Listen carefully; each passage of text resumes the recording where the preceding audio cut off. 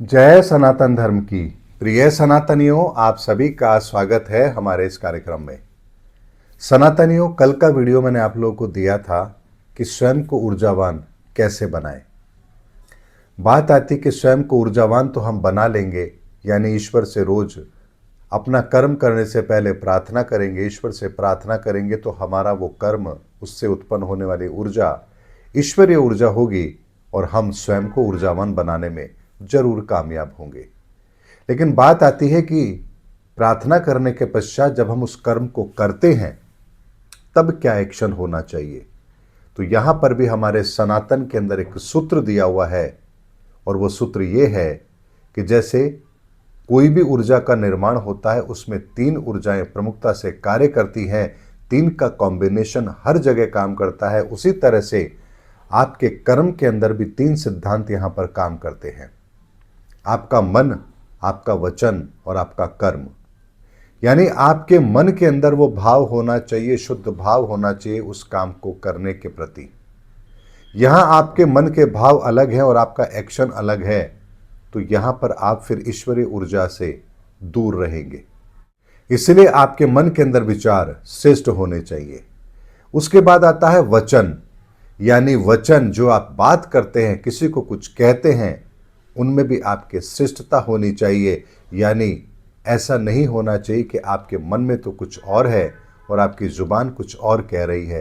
यानी आपका मन और आपका वचन दोनों के बीच में एक रूपता होनी चाहिए। यानी किसी को कुछ कहने से पहले आप ये जरूर सोचें कि ये जो शब्द मैं प्रयोग कर रहा हूं या कर रही हूं, क्या ये उचित है या नहीं है। तो आपका मन और आपका वचन, इन दोनों के बीच में तालमेल जरूर होना चाहिए। उसके बाद आता है आपका कर्म, यानी आप मन से भी अच्छी सोच रखते हैं, आपके वचन भी अच्छे हैं, तो अब आपका कर्म भी अच्छा होना चाहिए। बहुत से लोग होंगे जिनकी सोच भी अच्छी है, जिनकी बोली भी बहुत अच्छी है, लेकिन जब बात आती है कर्म की तो वो ऐसे कर्म करते हैं जो किसी के लिए हितकर नहीं होते। इसीलिए हमारे मन, हमारे वचन और हमारे कर्म के अंदर, तीनों के अंदर एक रूपता होनी चाहिए और यहीं से आपका कर्म फिर श्रेष्ठ कर्म बनता है।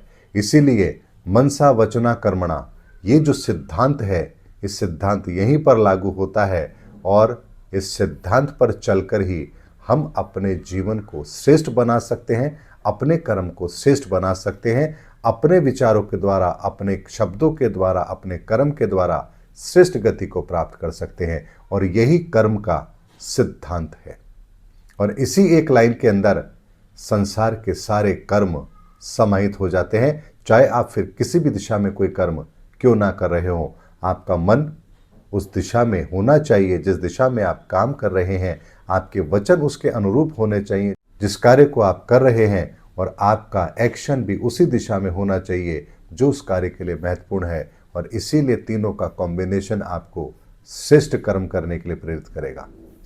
इसके अतिरिक्त सनातनियों, आने वाले समय के अंदर यानी कि फरवरी प्रथम सप्ताह के अंदर सनातन दीक्षा का भी कार्यक्रम होगा और ये कार्यक्रम आप लोग अपने घर बैठे भी इस कार्यक्रम के अंदर सम्मिलित हो सकते हैं। जिन्होंने भी सनातन दीक्षा लेनी है, अभी तक ये था कि आपके शहर में वो कार्यक्रम होगा तो आप उसमें सम्मिलित हो पाएंगे, लेकिन ईश्वर की प्रेरणा, ईश्वर की आज्ञा से अब आपको घर बैठे भी उस सनातन दीक्षा दी जा सकेगी। उसकी व्यवस्था ईश्वरीय आदेश के द्वारा की जा रही है। ऐसे में जो लोग जयपुर में आकर के सनातन दीक्षा लेना चाहते हैं या जयपुर में रहते हैं, व्यक्तिगत उपस्थित होकर सनातन दीक्षा लेना चाहते हैं, वो भी हमें मैसेज कर सकते हैं। समय और तारीख मैं उनको बता दूंगा। और जो लोग अपने अपने शहरों में, अपने अपने घर में बैठ कर के भी उस सनातन दीक्षा को लेना चाहते हैं, वो भी मुझे व्हाट्सएप पर मैसेज कर दे कि हाँ, हम सनातन दीक्षा लेना चाहते हैं। आपका एक ग्रुप बना दिया जाएगा और समय समय पर आपको उससे संबंधित सारी सूचनाएं भी मिलेंगी।